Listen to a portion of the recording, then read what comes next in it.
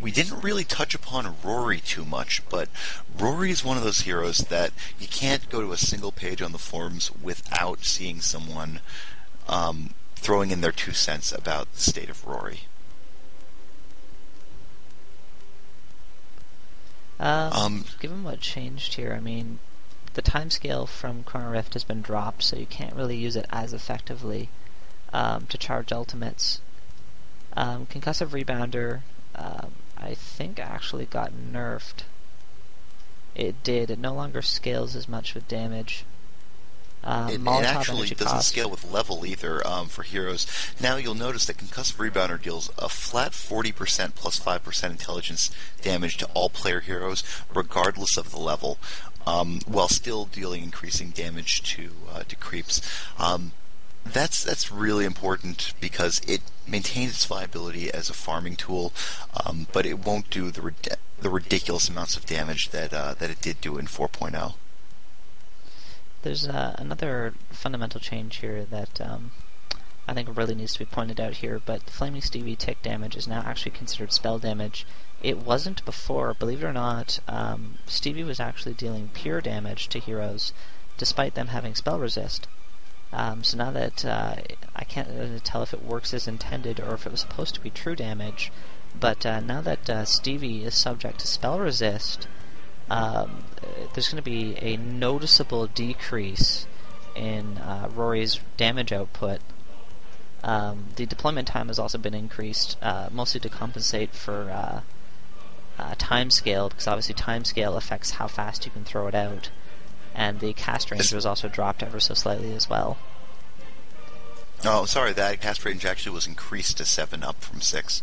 So the cast range was in fact buffed slightly.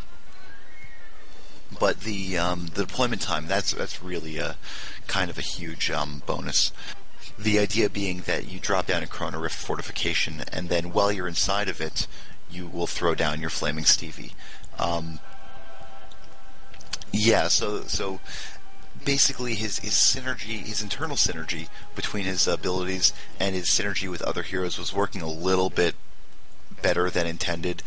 So he's really been brought down to scale a little bit, and I really like where he is right now. We still are seeing him being used in-houses at around the same rate, but we don't have the ridiculousness of him being able to clean up entire teams by just dropping a couple of abilities that we would see in public matches and in the public scene.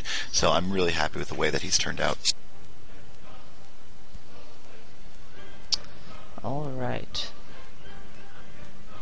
Well, I think we've touched upon the points that I wanted to touch upon. Is there anything else from the changelog that we should jump into before we sign off for the night? No, I think we touched. Wow, I'm saying this touched this much. Oh, wow. We've mentioned pretty much everything that should be mentioned. So keep an eye out for 4.1. Echo is in midterms right now, you guys. So as much as I would like to tell you that 4.1 rather is going to be out soon, sorry guys, but he needs to graduate. Yes, and so we will have a few more days, maybe even up to a week more of beta testing and tweaking before 4.1 is released, but this was intended to give you a bit of a teaser of what's going on right now. And just to give a little disclaimer, these patch notes are correct as of the current version of SotIS. Now, of course, we are in 4.1 beta testing right now, which means that as we discover new bugs, as we discover new balance issues, there may be some tweaks to this exact set of patch notes, but this should give you guys a pretty good estimation of the direction in which SotIS is going, and it really is an ongoing process. It continues to be updated. It continues to be tweaked and balanced here and there, and we really do rely on your community feedback to figure out what we should be doing. So keep on going to the website and checking out the forums and giving us your feedback.